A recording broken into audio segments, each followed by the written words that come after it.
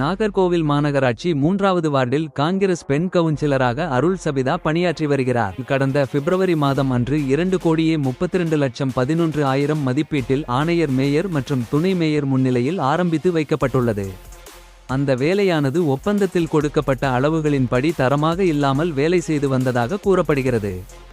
இதைத் தொடர்ந்து காங்கிரஸ் கவுன்சிலர் பொறியாளரிடம் ஒப்பந்ததாரர் நிர்ணயித்த அளவுகளின்படி வேலை செய்யப்பட்டுள்ளதா, அதன் தரத்தையும் பரிசோதிக்க வேண்டும் என கூறியுள்ளார். மேலும் மாநகராட்சி ஆணையர் நிஷாந்த் கிருஷ்ணாவிடம் கவனத்திற்கு 3வது வார்டு கவுன்சிலர் கொண்டு சென்றுள்ளார். அதற்கு மாநகராட்சி ஆணையர் சம்பந்தப்பட்ட அதிகாரிகளை அனுப்புவதாக தெரிவித்துள்ளார். இதனால் ஆத்திரமடைந்த ஒப்பந்ததாரர் காங்கிரஸ் பெண் கவுன்சிலரை தொலைபேசியில் தொடர்பு கொண்டு கடுமையாக வாக்குவாதத்தில் ஈடுபட்டதாக கூறப்படுகிறது.